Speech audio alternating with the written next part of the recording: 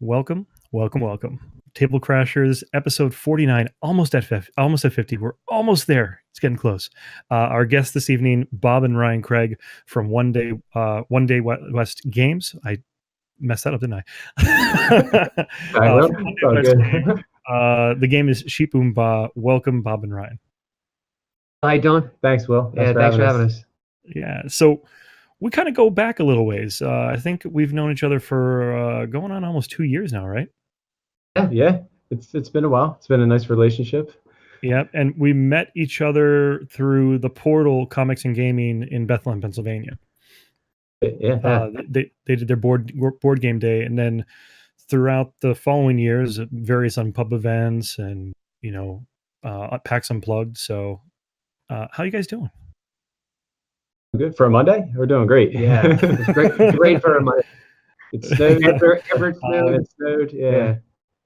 So this is your second Kickstarter. Your first Kickstarter was Monster Highway, funded, fulfilled.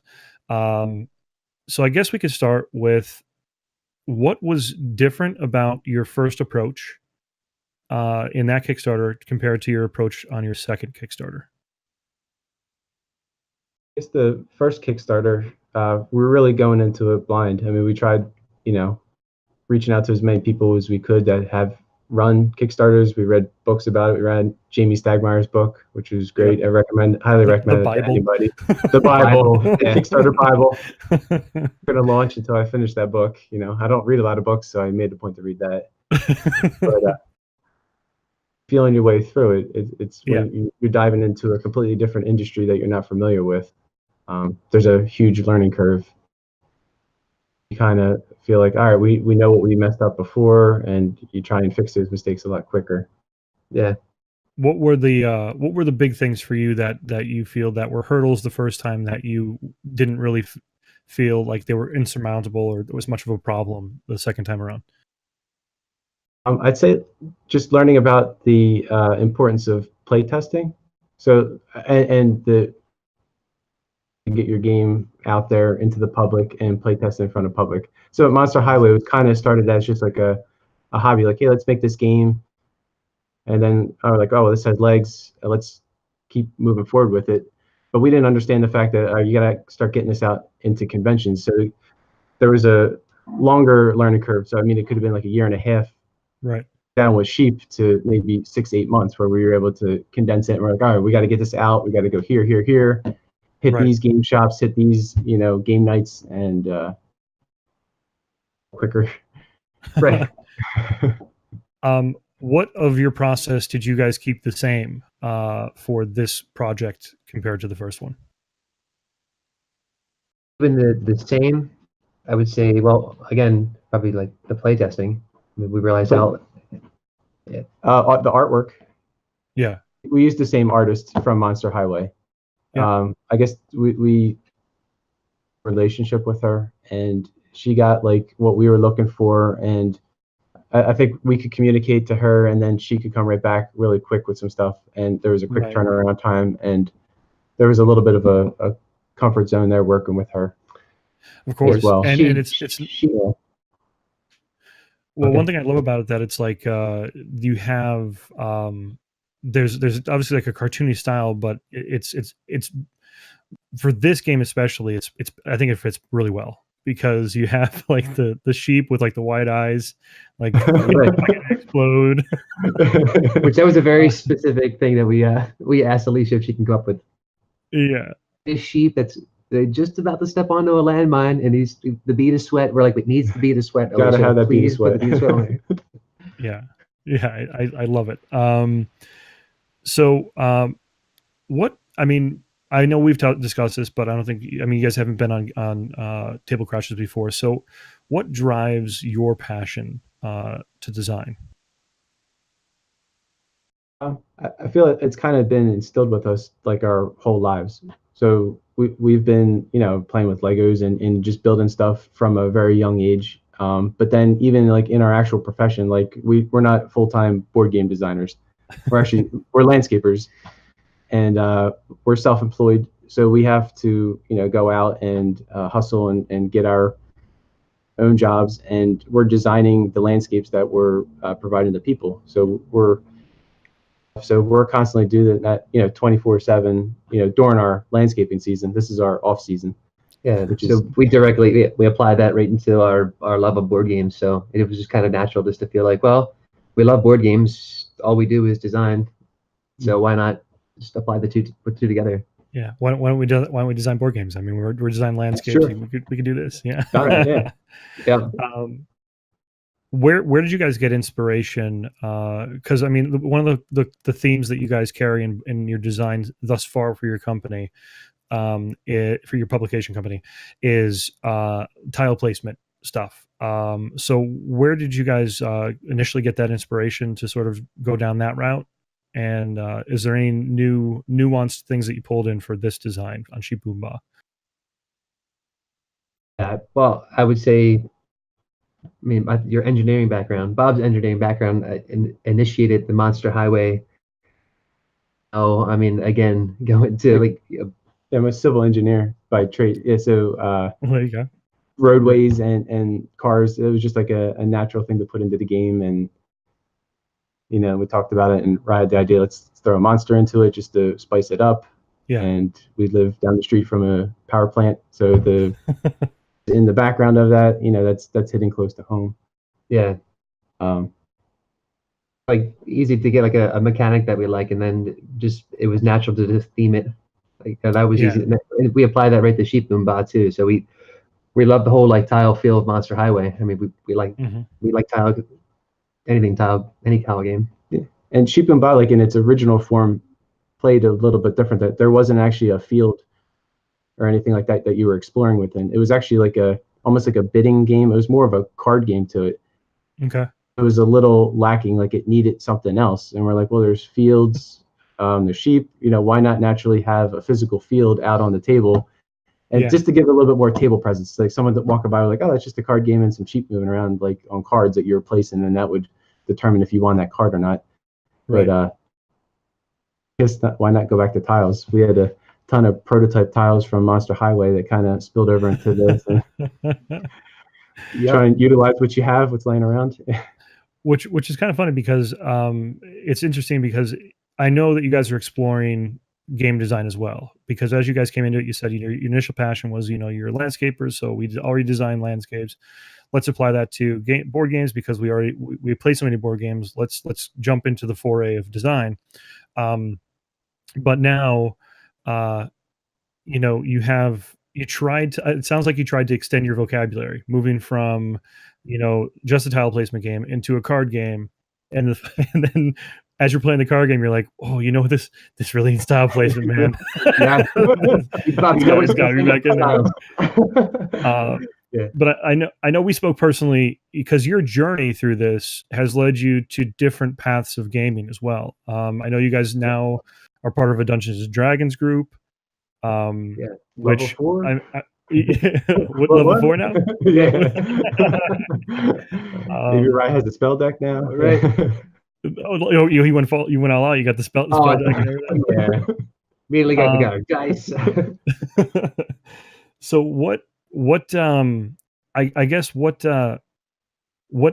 did you guys start to get thirsty for extra ideas for mechanics and stuff? Is that what made you start stretching out those gaming legs and moving to these different projects? Or at least, because that's the funny thing, part of it being a designer, you start out just designing what you want, and then all of a sudden you're like, wait, there's a bigger world out there, and part of your research is playing a more expansive vocabulary of board games, I guess you could say. Yeah. And then I mean, you guys went off the deep end here and jumped right into TTRPGs, tabletop RPGs.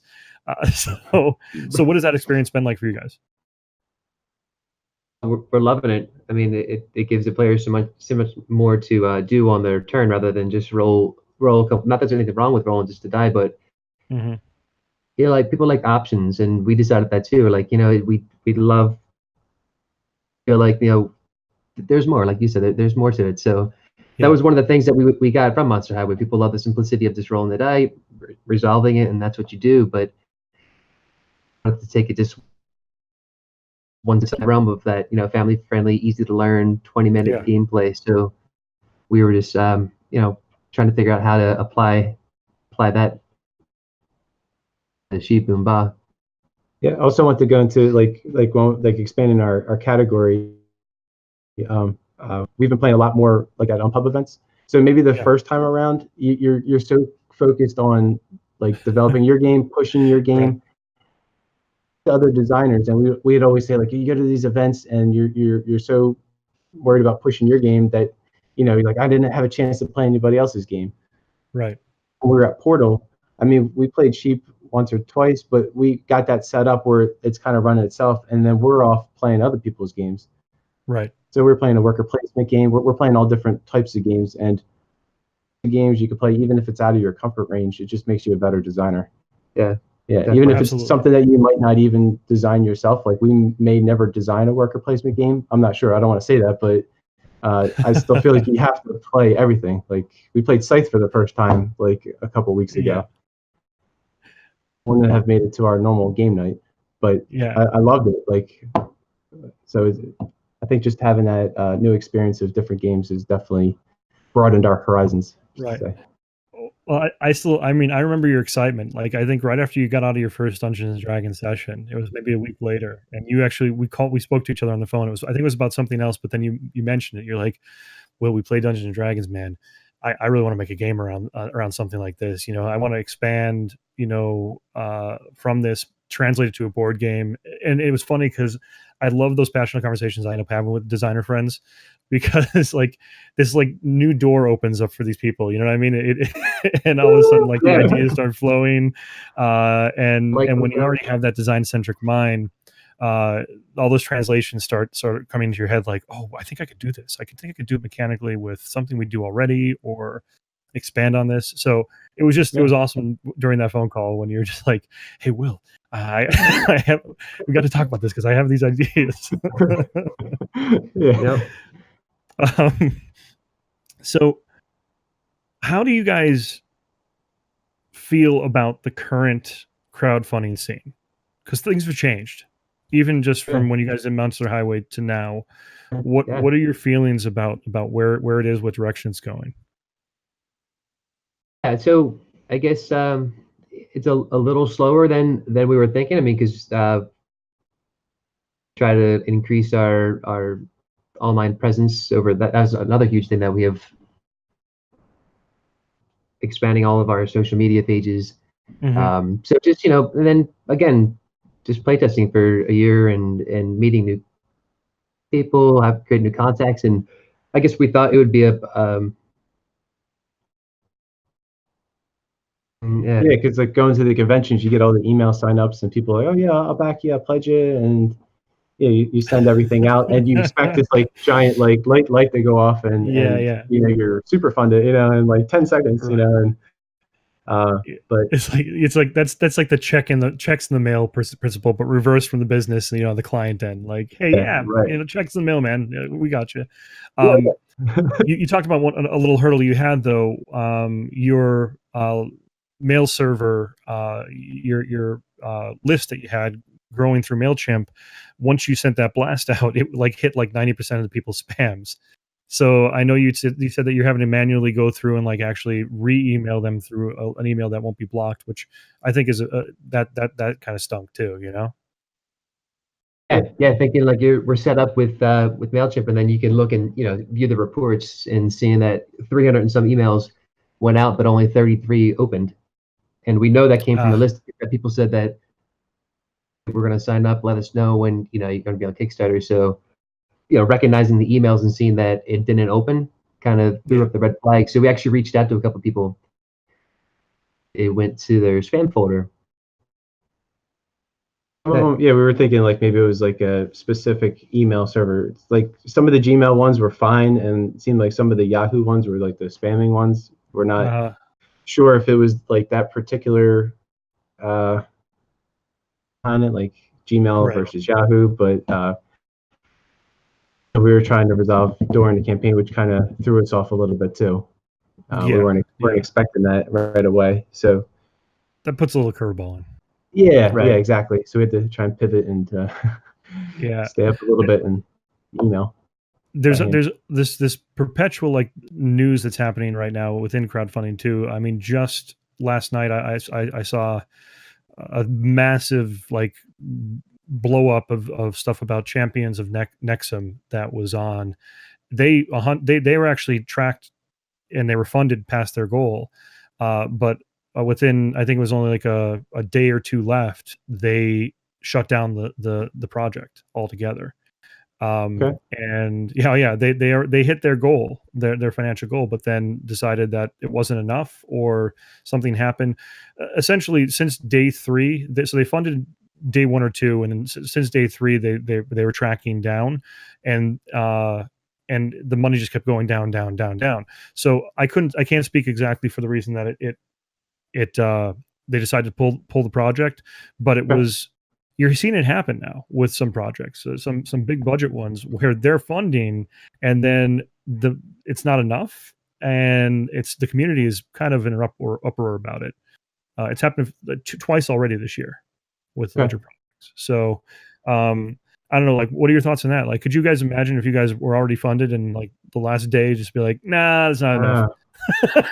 No, we could not imagine. That's what we were just talking about. Like, I mean, just crosses the finish line. It's like our funding goal is actually what we need, obviously for the manufacturing. And so it's like, that's everybody's dream. Like, especially for, smaller guys like us, that's all we're striving for. So we could get it out there and, take it to the convention. The initial intent of going on to Kickstarter, reach that funding goal, and you can make your game. So if you went $1 past, we would be ecstatic. Just right, just get us there, guys. Come on. Forget the extra dollar. Just get us there. So, what do you think the future looks like for independent designers or publishers? It's definitely tough, because I mean, I've seen like what you have to do, like with the quality of your page, and looking at other successful campaigns, you see what they do, and I mean the time that it takes just to develop like a page that's going to sell takes some serious time. I know what the amount of time it took us to put it into our page. See, like, even like another platform open it up, like outside of Kickstarter or something, like exclusive, like where it could just be like small funding goals. So like the philosophy that Kickstarter originally had, like, right, it spins it up and they're like, hey, guess what? This is really for indies, guys. We swear. I mean, just breaking the Kickstarter, you're trying to get your something career kickstarted, or maybe kickstart certain campaigns over $1 million. I don't know. It's just, every year is becoming even more saturated. So I feel like it's going to be only more difficult for a new designer to come in. I mean, we know, I think we're still considered new designers. This is only our second game, but someone who's just coming in fresh, it could be, it's only going to possibly get harder the more saturated it becomes. And the Doug we spoke to last week from Or, went over some of the marketing things, and the reality is that there's so much money that new people don't understand have to go into marketing campaigns before a Kickstarter, and the amount that you invest is usually proportional to how quickly you're funded and everything like that, but that amount is pretty insane. I mean, well, some of these guys, the line items, for the bigger companies, the line items are almost 30, 40,000, 50,000 for marketing. For like the indie, at your level, even like you're talking like 15 to 20,000 in just marketing to fund. Now, when I say that, I'm talking about like the indies that are going with like the bigger projects, like the 300 piece minis and stuff like that. But that's a big line item to hope for, because that's what marketing is. It's the hope that it will bring in revenue, right? And you have to hope that that money you're putting out during the year in all that marketing, that you're going to have a successful Kickstarter, and you're going to reach that funding goal that's going to cover the expense of putting that out. It's a big, just 2 weeks to a month of just fingers crossed, right? Right. So based on everything we've sort of already discussed, what's next for you guys? Well, I know. Right now, get this funded, get the game out the door. That would be ideal. Yeah. Worst case scenario, we push it out a little bit. We have 2 other games we're currently working on right now. Great. That's still in this, genre of like fun family friend, and we're actually on a 2-player abstract game right now, which we have. Ooh. So it's like I said, it's pivoting a little bit outside of our normal range, but it's from the people who have played it so far have really enjoyed it. It's like in the world of chess. Excellent.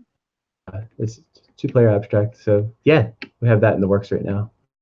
Yeah, so we're just gonna just continue, but it's exciting because every time we make a game, we learn so much more. So it's like the abstract game we're gonna do, but we're always gonna probably kind of have this kind of feel, but maybe just take it, what we did to Monster Highway to Sheep and Ba, Right. Sheep and Ba to Up a little bit more. And it's exciting. So that's what keeps us going, and I think that's what keeps all designers going, because it's so exciting to have a concept and then turn it into reality and see it and watch people, and because they want something that you just created. So that's the drive, and that always will be the drive. Right. And it's funny too, because there's the part for you guys that's exciting because it's your ideas out in the world, and you got to release it from your mind and release it to the masses and share it.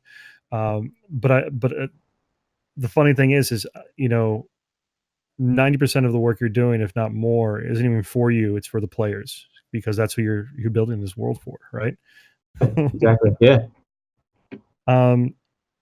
So we met through the portal thing, which we mentioned before, but Unpub has been a really big part of your lives over the last couple of years here. Do you want to talk about the experience of Unpub and some of the things you guys have actually been doing with Unpub Minis, because it's actually really amazing and a really cool little project that you guys have set up there? Sure. Yeah, that was probably like our best discovery in the board game world. Was discovering Unpub and getting to meet them. Actually, at PAX Unplugged, our first time there, we were in the Unpub room. Mm-hmm. Great experience in there. Got to meet a ton of great people, and I'd say that was probably like with Monster Highway, like that was the biggest draw. Like we got a ton of signups that day, and kind of action. And we had previously to that, maybe September before that, started our own game night at a local brewery, a board game night, and I guess we were talking with Ben there at Unpub, and had heard about the minis. And we're like, well, what if we turned our game night into like a Unpub mini night? And he's like, well, that's great. And then you could invite designers. A month would go by. We'd have probably, 1 or 2 trickle in. Yeah. And we've been doing this now consistently the first Wednesday of every month. We just had the one last Wednesday. Yeah, it was our best yet. Now, where do you guys? It's the first Wednesday of every month, and where do you guys host this? Just in case somebody watching is near you guys, Sure. where are you guys hosting it? Yeah, it's called the Eagleville Tavern, Eagleville, Pennsylvania. Okay. So it used to be at Appalachian Brewing Company, which unfortunately closed down. So we had to. That's why the past 3 events we've been at the Eagleville Tavern. Okay. So that's going to be. We had talked to the owner. We had a private sit down with him. So he's all on board with it. Loves the idea of having it. He has a whole back room set up for us. That's cool. It's great. It's amazing. You actually have to walk through the bar when you get there. So you have all these guys walking in with their game hall bags, and the host is just like game nights in the back. Don't even ask. People at the bar are like, "What are you wearing?" Yeah. Almost like this VIP treatment you guys get, and you got the guys with like the board game garage or like the different bags. And they have to walk past the dart league too, so it's funny. Right. It's a clash of people, but it's great. So, and you're bringing more people in that are designers compared to from before. Like you said, there was 1 or 2. How many designers did you guys have in attendance at your last one? Six designers come in. Yeah, it was really cool. And they're traveling too. I mean, we've had them come down from New York City. We have a pretty regular First Date Games. He drives up from Delaware. Then Harrisburg, New Jersey. I mean, you name it. And I'm like, man, on a Wednesday night they're making the trek. But they're bringing their game and they're dropping it down, and they've been getting great feedback. So, and a lot of people have been like returning too. And they know that it's going on, so they'll just pop in and out. and it's great to see like regular faces consistently. And have you devoted, so is it pretty much, as an Unpub Mini, is it all design, like proto games, or do you guys actually split off from that sometimes and actually play, published games together as a group? Or is it really become more of just like a proto game night where everybody's just playing everybody else's designs and doing some play testing and providing feedback? That's pretty much, I mean, we do bring our games too. If any of our friends show up who just want to play, Bob's in-laws actually come every single time. So they set up and they play some games. But yeah, primarily it's designers games, and which is great. I mean, getting feedback from playtesters is awesome. But then when you design to another designer, and getting their feedback, right? It's great, especially when you have a 4-player game and the other 3 are designers. And then just the discussions afterwards. It really makes. Yeah. It really makes it's a great roundtable discussion. Yeah. Oh yeah.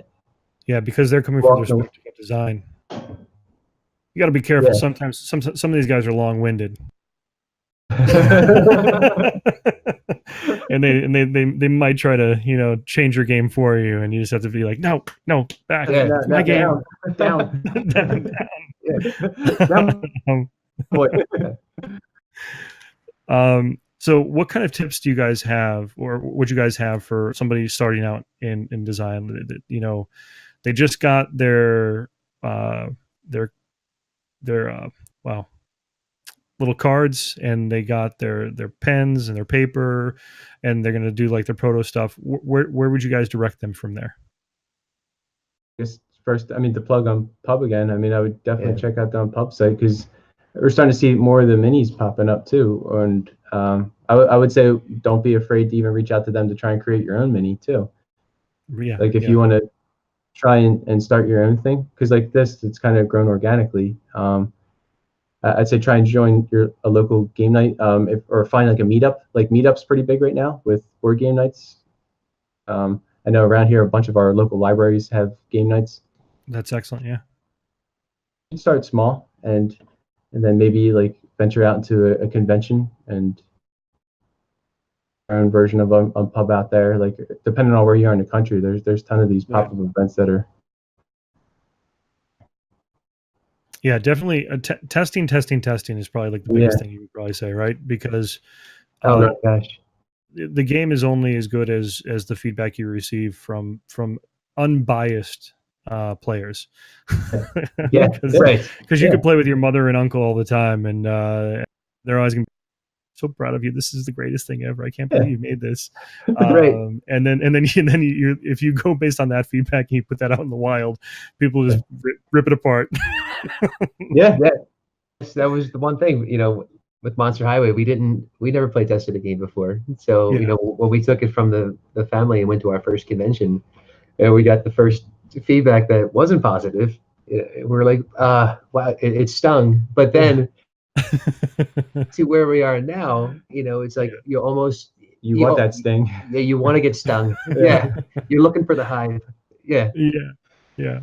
Because that negative feedback, there's something good in it, because there's a reason why they're giving you negative feedback, and and we wrote everything down, and again we told this story before, but with Monster Highway, just through playtesting, that Monster Highway, able for us to put it on Kickstarter, because it was like a 45-minute to sometimes it lasts about an hour, because it was on a 6-fold board.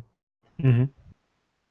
Simple, quick little comment like, hey guys, this game is fun, but why not condense that kind of fun down? You can make it a 4-fold. I bet you'd probably be about 20 minutes, a half hour, and it's the same exact game, but just, a lot quicker. And that made Monster Highway that 20-minute game. It brought the cost down, the box size got smaller, it didn't weigh as much. And one comment. So that's the blessing of that feedback. Exactly. So here's a fun question for you guys. Okay. What is your guilty pleasure game? Ooh. Guilty pleasure game. Well, that's tough. You haven't seen Ryan's Basement before. Boy. Yeah. Yeah. Oh, in a good way. Hey now. Hey now. Bob, we're live. Don't look in that corner. A collection of classic video games, board games down there. That will astound you. Yeah. Yeah, We were talking about it on a couple other podcasts. But it's a guilty pleasure. I'll go with yeah, Mr. Mouth. I would say Dynamite Shack. Dynamite Shack. Dynamite Shack. Dynamite Shack. Nobody's gonna know what that is. Yeah, you have to look But- it up. It's one of those. I'm Like, gonna have to now.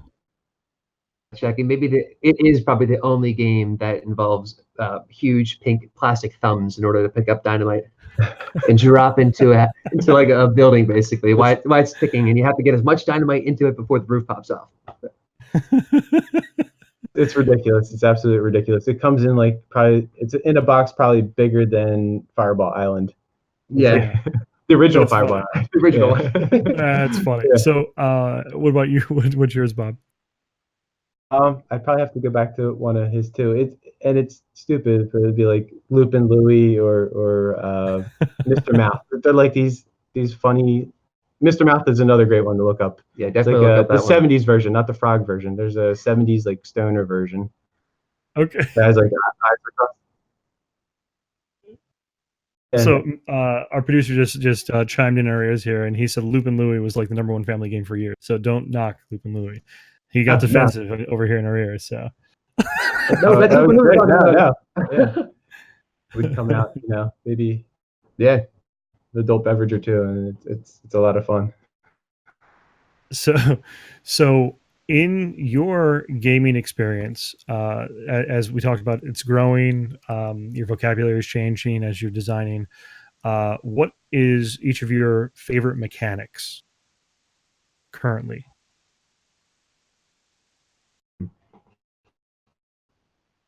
I'm a big dice chucker fan. I definitely like dice. Maybe another game in the future may involve some dice. yeah, So it's like may not. 150 dice you're just throwing in there, and like Just an obnoxious amount of dice. Yeah. Too many pips will be the name of your next game. Too many pips. You just have to throw 1,000 dice in and count them as fast as possible. yeah. No, I think we share the same. Yeah. mechanic there. Yeah. Definitely. Yep. Dice. Yeah. Yeah, definitely dice. Yep. I Excellent. had two, too. Yeah. So what's on the docket for you guys in terms of conventions, public appearances, that kind of fun stuff? What's your next convention? And then walk us through the remainder of the year and where you're going to be so people can meet you. I guess our next, well, I guess it's not a huge one, but the Games Keep in Westchester, it's an Unpub event. Okay. So we go to that each year. Carl down at the Games Keep, it's an awesome board game shop, and he's huge in helping younger Kickstarters, get going like us, and they promote it and they have an Unpub event there. Mm-hmm. Probably our next major convention. Well, of course we're gonna be up on Pub 9. We got to hang out down there. We're definitely going to hang out on Pub 9. Yep, that's we'll be there for sure. And I guess local to us, it's called Too Many Games. It's in Oaks, Pennsylvania. It's usually around June or July. It kind of kicks off our circuit. Yeah. Yeah. It's right down the street from us. So that's super convenient. So that's in June. Too Many Games. Okay. All right. So those are the nearest ones. I mean, PAX Unplugged, you're going to be at again this year. Yeah. Definitely. You guys aren't shooting to Origins this year, right? We're talking about that. I don't know if we're going to be able to have a table there at all. Right. Look into that, but maybe to attend. We've never actually been before, and I want to been there. Want to go. We've been to Gen Con before, but we haven't been to Origins, so it's kind of at least want to visit at least one time. Yeah. You guys went to one in Jersey this past year too. What was that? Gamescon or Gamicon in Atlantic City. Yeah. Okay. And Unpub 9, for those who aren't don't know the location, it's right outside of Baltimore, right? I forget the town, proper town, or is it just Baltimore? There is a town to it. Yeah. There is, but it's right outside of Baltimore. Definitely check out Unpub 9. Entry to Unpub is Unpub 9 for those who want to attend and playtest is free. So if you're local to the area, just come out.